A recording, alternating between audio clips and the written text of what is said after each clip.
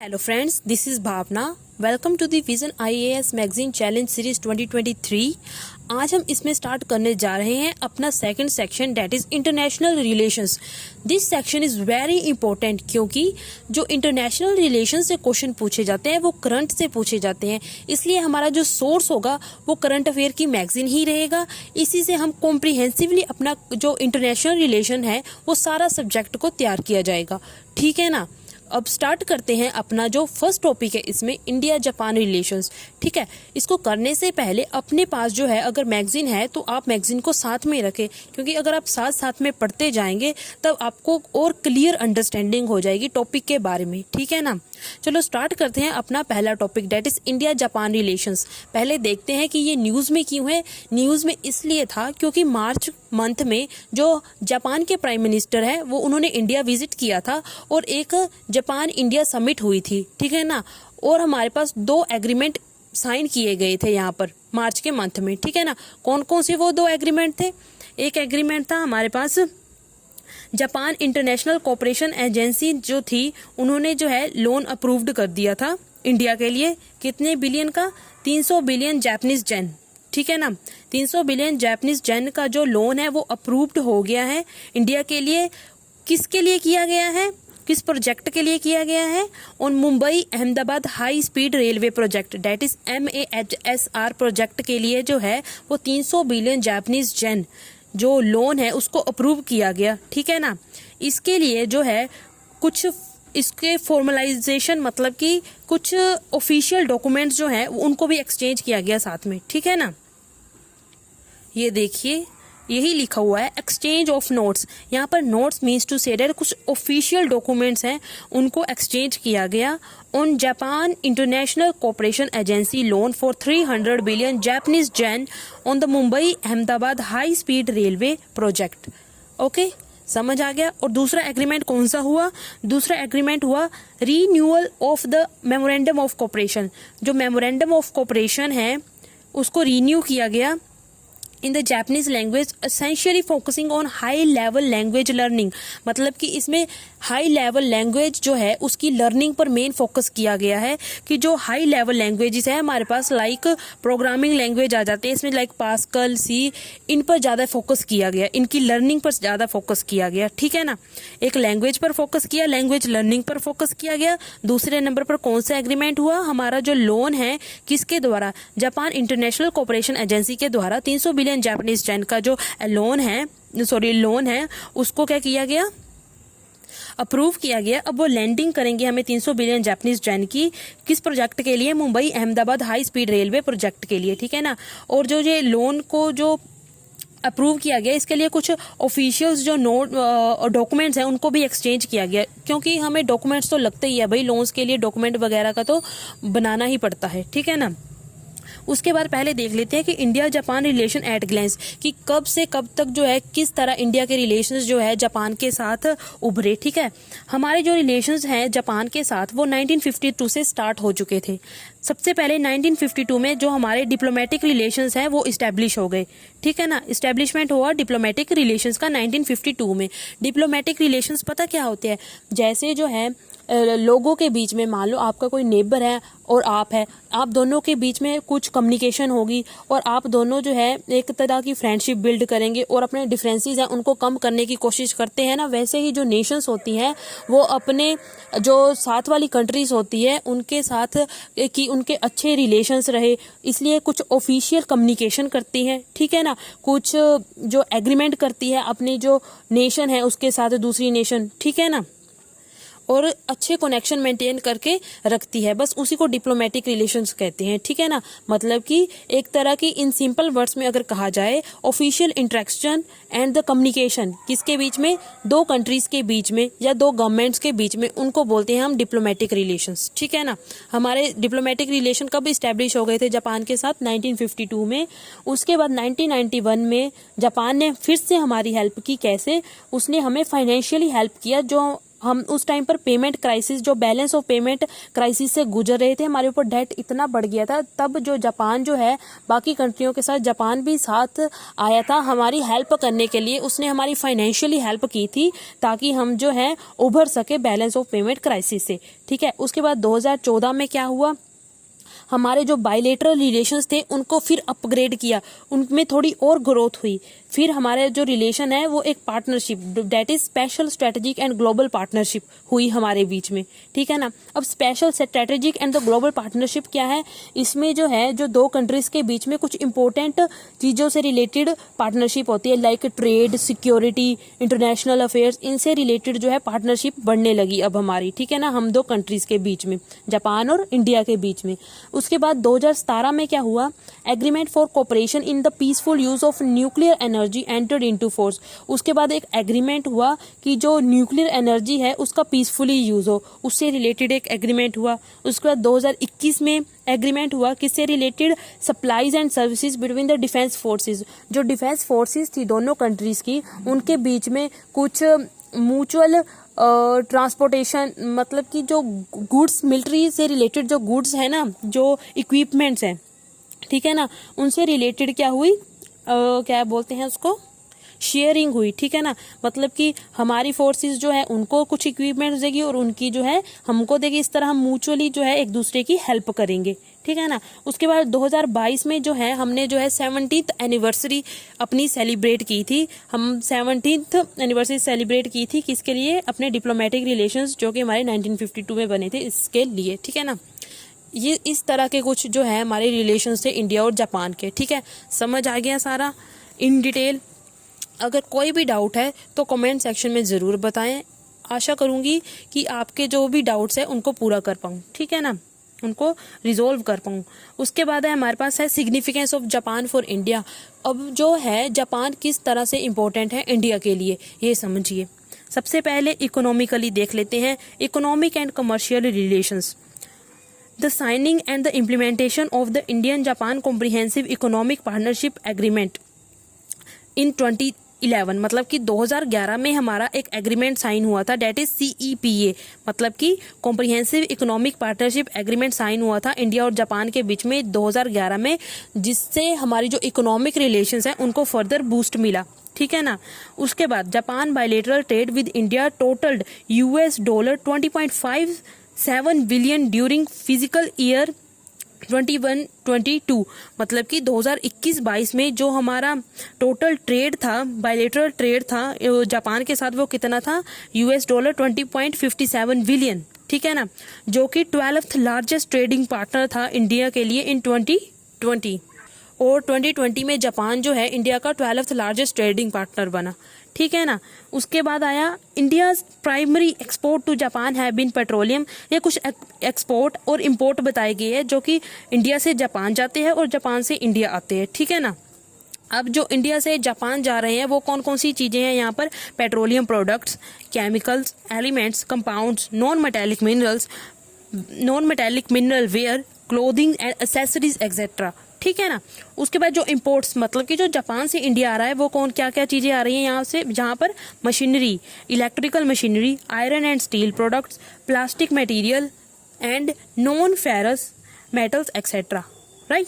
Next देखते हैं, अब आगे है हमारे पास ODA, that is official development assistance. Official development assistance means to say that कि जो जापान की गवर्नमेंट है वो हमें कुछ असिस्टेंस प्रोवाइड करती है। असिस्टेंस मीन्स टू से नॉट ओनली फाइनेंशियल सपोर्ट, इसमें सिर्फ एक फाइनेंशियल सपोर्ट ही नहीं आती बल्कि बहुत सारी और भी सपोर्ट आ जाती है। जैसे हमारे कुछ पावर प्रोजेक्ट में उन्होंने कुछ हेल्प कर दी फाइनेंशियली। ठीक है ना। और कुछ हमारे ट्रांसपोर्टेशन जो सेक्टर है उसमें कुछ टेक्नोलॉजी वगैरह दी हमें। ठीक है ना। और बहुत सारे ऐसे प्रोजेक्ट्स हैं जिनमें वो हमें financially as well as technology provide कर रही है। ठीक है, जिसमें तो कईयों में तो दोनों चीज़ें ही प्रोवाइड कर रही है। ठीक है ना। इस तरह हमें बहुत सारी मदद कर रही है, वो ODA में आ जाता है कि एक तरह की हमारी हेल्प कर रही है, असिस्टेंस प्रोवाइड कर रही है। ये देखिए, India is the largest recipient of the Japanese ODA। India जो है लार्जेस्ट रिसिपेंट है जैपनीज ODA का। बाकी कंट्रीज को भी प्रोवाइड करती है, साथ में इंडिया को भी करती है, इसलिए बोला है लार्जेस्ट है। That has been channelled into priority areas, किस किस एरियाज में जो मेनली वो असिस्टेंस प्रोवाइड करती है, power, transportation, environment projects and project related to basic human needs. Okay उसके बाद है development of India's north east. आपको पता है हमारा जो नॉर्थ ईस्ट वाला एरिया है वहाँ पर जो जापान है ओनली द कंट्री जो कि वहाँ पर डेवलपमेंटल प्रोजेक्ट कर रही है। आज तक किसी भी कंट्री को वहाँ पर डेवलपमेंटल प्रोजेक्ट जो करने की अनुमति नहीं दी गई है, ठीक है ना। वही लिखा है यहाँ पर, Japan is the only country whom India has actively invited to help in the socio-economic development projects in the northeast India. The India-Japan East Act Forum was held in March 2022 for the 6th time. जो India Japan की act east forum है वो मार्च 2022 में हुई थी for the 6th time, ये अभी 6th time हुई है। एंड फोकस्ड ऑन कनेक्टिविटी, इसमें मेनली फोकस किया गया है कनेक्टिविटी प्रोजेक्ट्स पर इन नॉर्थ ईस्ट इंडिया में, ठीक है ना। मतलब कि नॉर्थ ईस्ट इंडिया को कनेक्ट किया जाएगा, ठीक है ना, बाकी और रीजन्स के साथ। ओके उसके बाद है हमारे पास डिफेंस पार्टनरशिप में अगर देखा जाए तो किस तरह का रिलेशन है इंडिया और जापान का।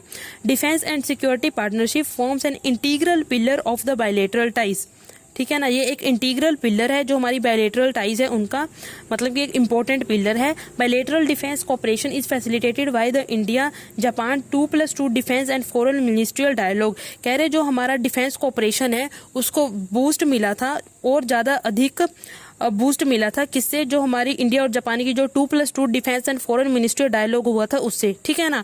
2015 में जो जापान है उसने जो हमारी एक्सरसाइज मालाबार जो इंडिया और यूएस के बीच में होती है उसका भी वो एक परमानेंट मेंबर बन गया, ठीक है ना। उसके बाद है हमारे पास शेयर्ड कंसर्न अबाउट चाइना।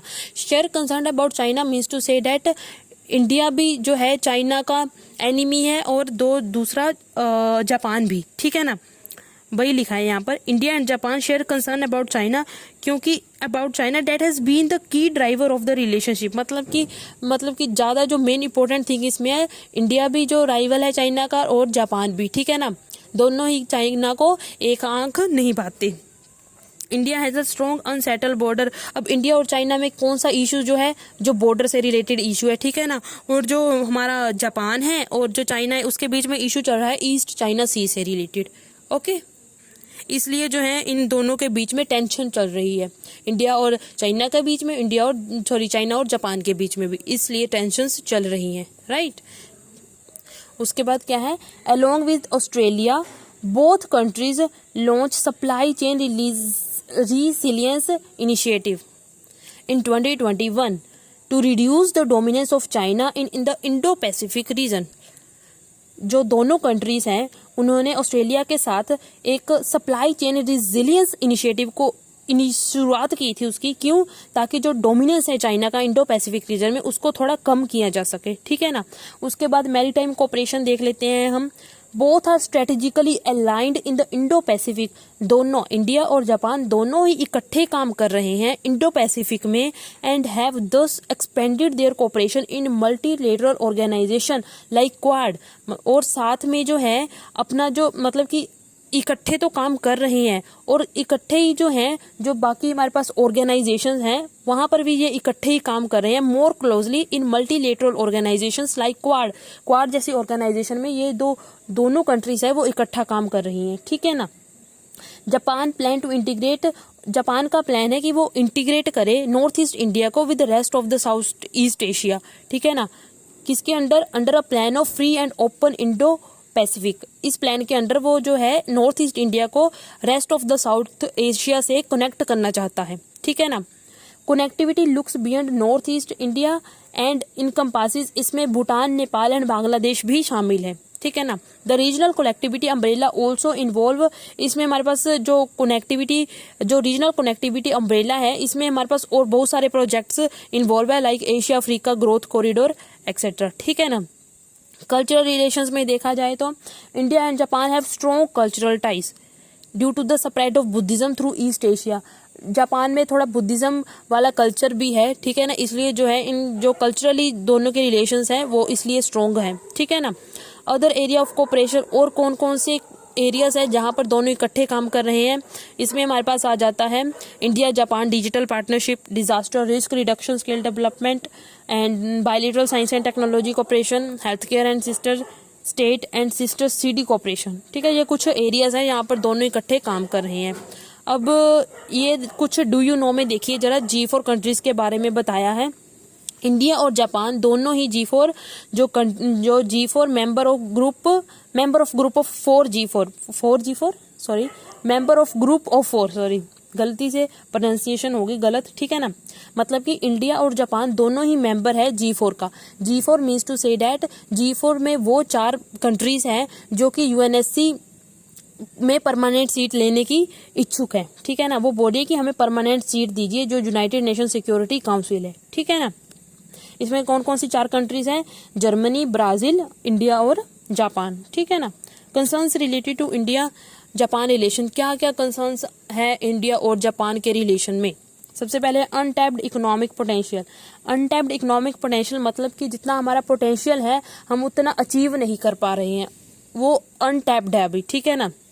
मतलब कि हमें और भी प्रॉफिट मिल सकता है, ठीक है ना, और भी हम इकोनॉमिकली ग्रोथ कर सकते हैं, हमारा जो इकोनॉमिक रिलेशन है जापान के साथ और बढ़ सकता है, बस वो अभी अनटैप्ड है, ठीक है ना। उसको अपने पोटेंशियल को पहचानने की जरूरत है हमें अभी। Ties between the two on the economic front are way below their potential, मतलब कि अभी जो अपना पोटेंशियल है जितना उससे थोड़ा कम ही है इन दोनों के बीच में जो इकोनॉमिकली टाइज है। China accounted for 25% of the Japan's import and 22% of its export. देख लो भाई, चाइना जो है 24% of Japan import and 22% of its export. लेकिन जो इंडिया है अकाउंटेड फॉर 0.8%, कहाँ 0.8% of Japan import and 1.7% of its export. कहाँ 24, कहाँ ये 24/22 और कहाँ हमारा 0.8 1.7। It's a huge difference. उसके बाद है हमारे पास while CEPA did boost bilateral trade, जो हमारा कॉम्प्रिहेंसिव इकोनॉमिक पार्टनरशिप एग्रीमेंट है, कह रहे जो हमारी बायलैटरल ट्रेड है उसको फर्दर बूस्ट तो करेगा, लेकिन इसमें एक जो समस्या वो ये आ रही है, जो हमारा ट्रेड डेफिसिट है वो उसको क्या कर देगा, एक्सपेंड कर देगा। ट्रेड डेफिसिट क्या होता है? जब इंपोर्ट ज़्यादा होने लग जाए एज कम्पेयर टू एक्सपोर्ट, तब ट्रेड डेफिसिट हो जाता है, ठीक है ना। तो ये ट्रेड डेफिसिट वाली समस्या को न्योता दे सकता है जापान के साथ। Some factors that hinder service export from India, जो कुछ हमारे फैक्टर्स है जो हिंडर कर रहे हैं जो एक्सपोर्ट हो रहा है इंडिया से जापान में। कौन कौन सी समस्याएं आ रही हैं हमारे पास? लिंग्विस्टिक बैरियर, लैंग्वेज बैरियर आ रहा है, ठीक है ना। उसके बाद लेंथी वीज़ा प्रोसीजर एक्सेट्रा, बहुत सारी जो समस्याएं हैं एक्सपोर्ट से रिलेटेड वो आ रही हैं, ठीक है ना। उसके बाद की factors that limit FDI flows, कौन से की फैक्टर्स है जो FDI फ्लो को लिमिट करते हैं, मतलब जापान से जो इंडिया FDI आएगा कौन कौन से फैक्टर है जो उसको लिमिट करने हैं। यहाँ पे आ जाता है हमारे पास पुअर इंफ्रास्ट्रक्चर, हमारे यहाँ कुछ इंफ्रास्ट्रक्चर में थोड़ी कमी है, उसको बूस्ट करने की रिक्वायरमेंट है, ठीक है ना। उसके बाद ट्रेड फैसिलिटेशन, फैसिलिटेशन से हमारा मतलब है, स्टेट फैसिलिटेशन का मैं इन जनरल मतलब बताती हूँ, help the movement of goods across border by simplifying export import process, मतलब जब हम सिंप्लीफाई कर देते हैं एक्सपोर्ट इम्पोर्ट प्रोसेस को, ठीक है ना, गुड्स से रिलेटेड, ठीक है ना। अब जो ट्रेड फैसिलिटेशन वाला प्रोसेस हमारे यहाँ है वो थोड़ा कॉम्प्लेक्स है, वो इतना सिंपल तरीके से हमारे यहाँ एक्सपोर्ट इंपोर्ट नहीं हो रहा गुड्स का, ठीक है ना, वो है थोड़ा। उसके बाद पुअर लॉजिस्टिक्स एक्सेट्रा, ये थोड़ी समस्याएं हैं। Disagreement over Russian invasion of Ukraine. अब देखो जो हमारे पास जो स्टैंड है इंडिया का और जापान का टुवर्ड्स रशिया, दोनों का अलग अलग है, ठीक है ना। जो हमारे पास जापान है वो क्या कर रहा है, डायरेक्ट सैंक्शन लगा रहा है रशिया पर, टफ मेजर ले रहा है अगेंस्ट रशिया। लेकिन जो इंडिया है वो कह रहा है कि हमें डिप्लोमेसी, ठीक है ना, डिप्लोमेसी के साथ जो है पूरा कन्फ्लिक्ट को रिजोल्व करना चाहिए। उसके बाद है AGC scepticism, that is the Asia Africa growth corridor scepticism. ये एक प्रोजेक्ट है जो इंडिया और जापान के द्वारा लॉन्च किया गया था ताकि सोशली इकोनॉमिकली डेवलपमेंट की जा सके अफ्रीका में, लाइक इंफ्रास्ट्रक्चर डेवलपमेंट की जा सके, डिजिटल कनेक्टिविटी की जा सके, ठीक है ना। लेकिन इसमें भी अभी कुछ अच्छी सी अचीवमेंट नहीं दिखाई दी है, ठीक है ना। ये भी थोड़ा कंसर्न है, इसमें जो है ग्रोथ नहीं दिखाई दे रही है। बनाया तो जो चाइना का BRI इनिशिएटिव है उसको काउंटर करने के लिए था, लेकिन अभी इसमें कुछ खास सफलता नज़र नहीं आ रही है, ठीक है ना। अब आगे क्या किया जा सकता है, examine the comprehensive economic partnership agreement, ताकि जो इंक्रीज किया जा सके यूटिलाइजेशन को। हमने कहा था ना जो पोटेंशियल है हम उससे अभी नीचे काम कर रहे हैं, अपने पोटेंशियल को पहचानना पड़ेगा हमें और उसके अनुसार काम करना पड़ेगा, ठीक है ना। उसके बाद है हमारे पास ओवरकमिंग नॉन टैरिफ बैरियर्स। जो नॉन टैरिफ बैरियर्स आ रहे हैं उनको भी थोड़ा कम करने की जरूरत है, ठीक है ना। The emphasise should be on improving the cooperation with the relevant Japanese agencies. हमें जो है अपना कोऑपरेशन बढ़ाने की जरूरत है जापानीज एजेंसीज के साथ। And empowering the export industry, और हमें एम्पावर करना पड़ेगा एक्सपोर्ट इंडस्ट्री को to adhere to prescribe the quality standard. मतलब कि टू एडहेयर टू प्रिस्क्राइब, कि वो प्रिस्क्राइब करे, कुछ क्वालिटी स्टैंडर्ड्स का पालन करे, ठीक है ना। उसके बाद है हमारे पास Japan can help to facilitate technologies. Japan भी जो है हमारी मदद कर सकता है टू इम्प्रूव करने में sanitary and the phyto sanitary standard of Indian product. Phyto sanitary से हमारा मतलब है ये रिलेटेड है हेल्थ ऑफ प्लांट से, ठीक है ना। Attracting of Japanese investor, government should continue its efforts to further improve ease of doing business. जो हमारा ईज ऑफ डूइंग बिजनेस है उसके पैरामीटर्स को इम्प्रूव करना चाहिए, ताकि जो है FDI आ सके, ठीक है ना, इन्वेस्टर्स आ सके इंडिया में। उसके बाद लॉजिस्टिक्स को इम्प्रूव करना पड़ेगा, ठीक है ना। उसके बाद consistent trade policy design, centralised single window clearance system. एक हमारे पास centralised single window clearance system होना चाहिए जो कि इंक्रीज करेगा India's attractiveness for Japanese investor. Rethinking AAGC by balancing, AAGC वही है Asia Africa growth corridor, by balancing strategic and business interest. हमें इसको दोबारा से देखना पड़ेगा, ठीक है ना, और रिवाइज करना पड़ेगा इसको थोड़ा। इसमें जो ग्रोथ नहीं हो रही है देखना पड़ेगा कि क्यों नहीं हो रही है, इसको रिवाइज करने की ज़रूरत है ताकि ये मोर अट्रैक्टिव हो और बेनिफिशियल हो, ठीक है ना। और हम इसको एज अ काउंटर कर सकें जो BRI इनिशिएटिव है चाइना का, ठीक है ना। That's all for today. यहीं पर ख़त्म करते हैं अपने आज के टॉपिक को। मिलते हैं अपनी नेक्स्ट वीडियो में, तब तक के लिए stay tune with me, like subscribe and share. Thank you, have a nice day.